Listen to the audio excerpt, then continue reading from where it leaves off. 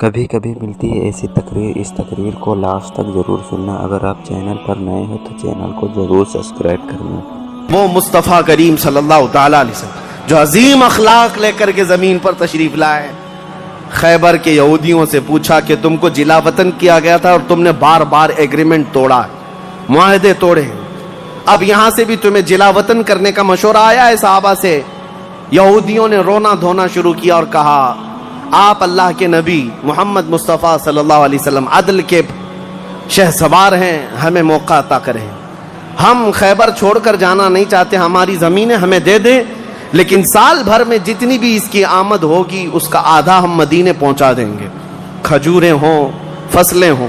نبی کریم صلی اللہ تعالیٰ علیہ وسلم نے سب کو معاف کر دیا، خیبر ان کے حوالے کر دیا، اور پھر وہ آدھا حصہ مدینہ طیبہ ہر سال دینے کے لیے راضی ہو گئے، اور اس پر حضور صلی اللہ علیہ وسلم نے فیصلہ فرما لیا۔ اب اتنی بات نہیں، حضرت عبداللہ بن رواحہ رضی اللہ تعالیٰ عنہ ہر سال جب یہ خیبر آتے یا ایک دوسرے صحابی یہ آدھا حصہ لینے کے لیے آتے تھے تو پورے خیبر کے یہودی مال جمع کرتے، اس میں آدھا آدھا حضرت عبداللہ فرما دیتے، اور اس کے بعد یہ نہیں ہے کہ لے کر کے نکل جاتے، سارے یہودیوں کو جمع کرتے، کہا میں نے پورے مال کا آدھا آدھا کیا ہے، ان میں سے جو حصہ تمہیں پسند ہے وہ رکھ لو، باقی مدینے بھیج دو۔ یہودی کہتے ہیں ایسا عدل ہم نے کہیں دیکھا ہی نہیں کہ ہمیں پہلے کہہ دیا جائے، ورنہ کوئی بھی ہوتا حاکم تو اچھا مال اٹھا لیتا اور برا مال چھوڑ کے چلا جاتا۔ یہ رسول اللہ کے صحابہ تھے، کہتے جو تمہیں پسند ہے وہ رکھ لو، جو چھوٹ گیا وہ مدینے بھیج دو۔ اتنے ہونے کے باوجود بھی حضور صلی اللہ تعالیٰ علیہ وسلم کے ساتھ انہوں نے کیا کیا؟ حضور 3 دن کے بعد خیبر سے نکل رہے تھے، زینب نام کی خاتون تھی جس کا شوہر قتل ہو گیا تھا، وہ حضور صلی اللہ تعالیٰ علیہ وسلم کے پاس بڑی محبت لے کر کے آئی، بہت محبت کے ساتھ، اور یوں کہا کہ میں آپ کی پیروکار ہوں، بڑی مشتاق تھی آپ کے دیکھنے کی، آپ میرے گھر تشریف لائیں۔ حضور صلی اللہ تعالیٰ علیہ وسلم کو اور کچھ صحابہ کو اس نے اپنے گھر پر دعوت کی، اور دعوت کیا کیا؟ کھانے میں اور گوشت میں نہایت ہی خطرناک زہر ملایا، اور حضور صلی اللہ تعالیٰ علیہ وسلم کو زہر دیا۔ جو صحابہ موجود تھے حضور صلی اللہ علیہ وسلم کے ساتھ دعوت میں، جیسی حضور نے پہلا لقمہ اٹھایا، جو گوشت کی بوٹی تھی یا جو لقمہ تھا وہی بول پڑا رسول اللہ صلی اللہ علیہ وسلم کہ مجھ میں زہر ملا ہوا ہے۔ نبی کریم صلی اللہ تعالیٰ علیہ وسلم نے ابھی اپنی زبان پر لگایا ہی تھا، نکال کر پھینک دیا، لیکن دوسرے ایک صحابی حضور سے پہلے پیٹ بھر کر کھا چکے تھے اور وہ زہر کے اثر سے فوراً ہی شہید ہو گئے۔ یہ یہودیوں نے حضور کے معافی کے بعد، اعلان کے بعد پھر بھی یہ ہرزہ سرائیاں، یہ سارے کام کرتے رہے، اور آج تک کرتے آئے، آج تک۔ نبی کریم صلی اللہ تعالیٰ علیہ وسلم نے اس کے باوجود معلوم ہونے کے بعد یہودیوں کو بلایا کہ اس خاتون کا کیا کیا جائے۔ اس نے اقرار کر لیا، کہا کہ ہاں ہم نے زہر ملایا تھا۔ کہا کیوں؟ کہا ہم یہ دیکھ رہے تھے اگر آپ اللہ کے سچے رسول ہیں تو آپ کو خبر ہو جائے گی، ورنہ ہم کو آپ سے نجات مل جائے گی، ہم بچ جائیں گے، آپ زہر سے ختم ہو جائیں گے۔ نبی کریم صلی اللہ تعالیٰ علیہ وسلم تو زہر کے اثر سے کچھ نہیں ہوا اور حضور بچے اس زہر سے، لیکن ان یہودیوں میں سے کوئی بھی اسلام کی طرف آیا بھی نہیں۔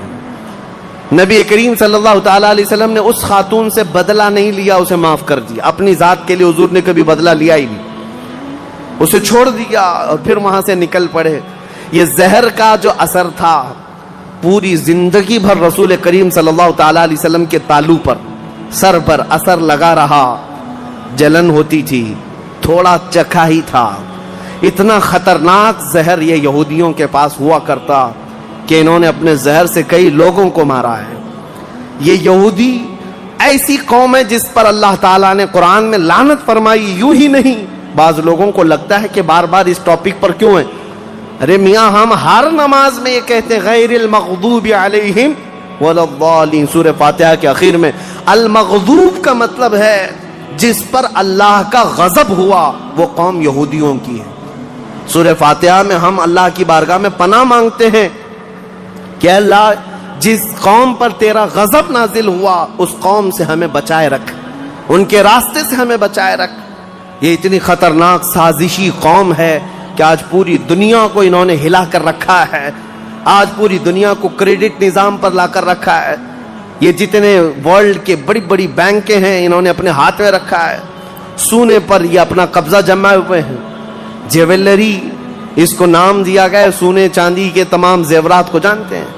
اس کے ایک محقق نے کہا تھا جیوز، یہودی جیو کہلاتے ہیں، اور جیو سے انہوں نے جیولری کر دیا ہے کہ سونے چاندی کا حق صرف اور صرف جیوز کے پاس ہے، یعنی یہودیوں کے پاس. دوسرے کوئی اس کا حق نہیں رکھتے. اور یہ مال سونا چاندی ہی ہے جو پوری دنیا کی کرنسی کو اوپر نیچے کرتا ہے. یہ سارا نظام انہوں نے بنا رکھا ہے. دنیا کو قرضے دے دے کر کے ورلڈ بینک سے اپنا مقروض بنائے رکھا ہے. دنیا کو جنگوں کے ہتھیار خوب بیچتے ہیں. یہ سارے ہتھیار بناتے ہیں اور پورا بیچتے ہیں، اس کا کاروبار بھی کرتے ہیں. دنیا کی بڑی بڑی دوائیوں کی کمپنیاں بلکہ بایو ویپن کے طور پر استعمال کرتے ہیں. ڈرگ مافیا ہے، سب یہودیوں کے کنٹرول میں آج. اسی لیے میں آپ سے کہتا ہوں یہ اتنی شریر قوم ہے کہ اس سے ہمیشہ پناہ مانگتے رہو اللہ کی بارگاہ میں. اور اخیر میں آپ کو بتا دوں، جب قیامت کے قریب حضرت عیسیٰ علیہ السلام آئیں گے اور وہ اس وقت دجال کو قتل کر رہے ہوں گے، اور دجال کی فوج میں 60,000 یہودی ہوں گے.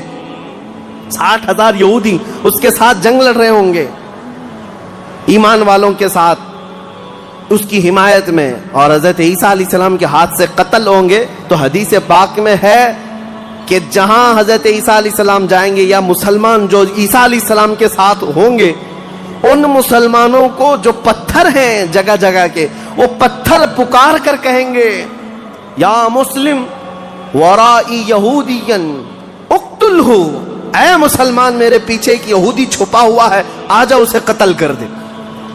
پتھر تک بولے گا کہ یہودی یہاں چھپا ہوا ہے. اس سے آپ اندازہ کریں یہ ایسی شریر قوم ہے جس سے پتھر بھی پناہ مانگتے ہیں.